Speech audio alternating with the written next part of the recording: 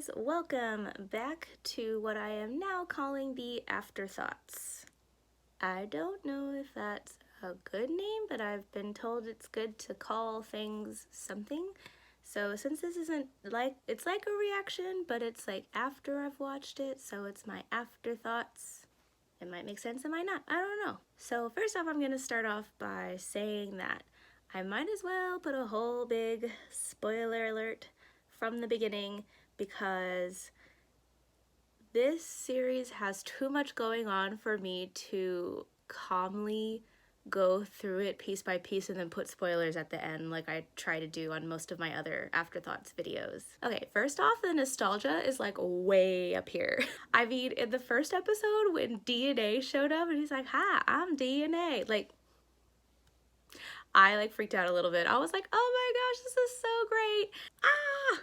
And then, like, I like Darius as a main character. I was totally on his side from the beginning. And then he started doing stupid stuff, and I was like, why are you doing stupid stuff? That's not what your father would want. But then he, like, kind of got back on track because he was, like, the leader. Even though, can I just say that he's also, like, the youngest of the group, but he was also the leader of the group. Maybe because he knew more about dinosaurs? I'm not sure. Okay, so even before, like, all the other, when the main dinosaur, like, escaped and, like, everybody started freaking out and, like, that's when they decided to evacuate, I'm just saying, when the kids, at least the kids in the Camp Cretaceous, when they almost died several times, why did they not leave sooner?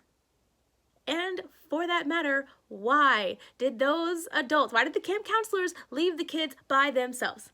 No. Kids need adult supervision. Maybe not everybody agrees with that, but like if you're in a park full of dinosaurs and the track record shows that these dinosaurs always manage to escape and attack and eat people, maybe you shouldn't leave these kids by themselves. It just like hurt my soul as someone who has worked at multiple theme parks to think that that happened. Also, just a total theme park thing, when they went on the river adventure ride, I don't know if anybody else noticed this, but I thought it was hilarious that Ben decided to walk the whole queue and all the other kids just went in that little side path, which is like a thing. Like when you're closing an attraction at night, like a lot of people, there's usually like a way just to like take down part of the rope so you don't have to walk the whole queue, but I'm that person that will walk the whole queue. Even if I wasn't working, like even if I go for fun, I am that person that walks the whole queue even if there's nobody in line. I must say though that I'm a little biased because I think Ben is adorable. Also, he has a baby dinosaur. But back to the theme park thing, like, okay, it would never happen. I mean, I don't know for sure because I'm not a person in charge, but if something that dangerous would happen, there are procedures. They would not wait till this dinosaur has been rampaging for like a day to start evacuating people. Like if there is any kind of immediate danger, you get people out. That's it. Like safety is the number one important thing. They're not gonna wait for like somebody to try to like, oh, we'll just see if we capture it. No, it destroyed all these things. It would not happen. Maybe I'm just thinking too much about it. Let's think about something that doesn't make me feel as upset. When they're on the monorail, you know, after they make the announcement that they're evacuating the island, finally, they have like this really cute bonding moment where they're talking about, like, they're like, yeah, we could be friends. And then they're like, well, we don't really know each other and we're probably not going to see each other after this. And then they decide, oh, like, we're just going to tell everybody things about me. Because that's how it always goes. It's a very Breakfast Club type thing, which I love. I'm not upset. I thought that was great. Naturally, though, happiness cannot last forever. And then they start getting attacked. Ugh! But when they were able to switch tracks and they're all like celebrating, and then there's that like slow-mo moment where Ben is like walking and the pteranodon, I believe, like comes crashing through the window, and it's just like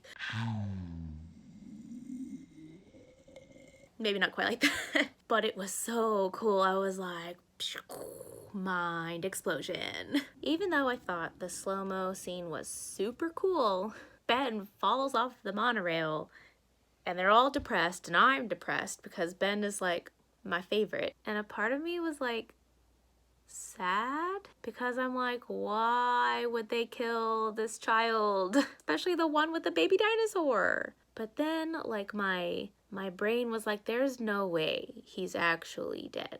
No way. Other evidence, when they all had to jump off the monorail and Bumpy like disappeared. If you didn't know, Bumpy was the baby dinosaur. I'm just like, in my heart, I was like, I bet you Bumpy went to go find Ben.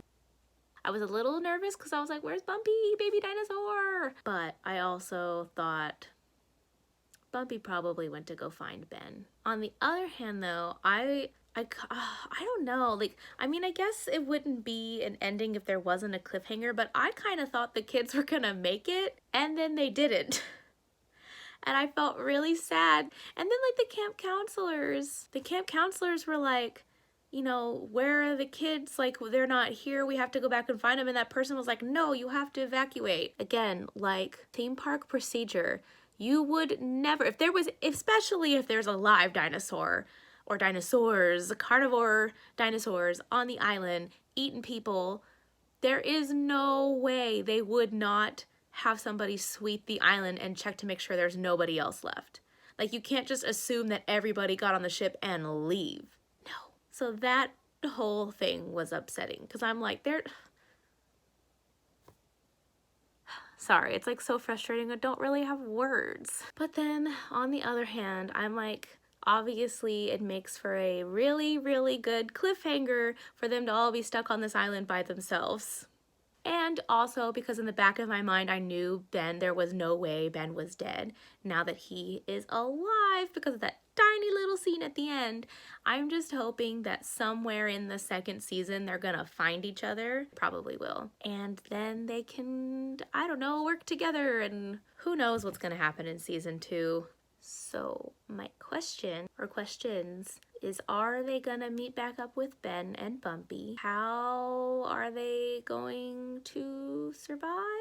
I mean, I'm sure with all the things that they just, you know, up and left behind at this facility, they'll be fine because they're obviously smart kids. But I'm just curious how all that's gonna work out.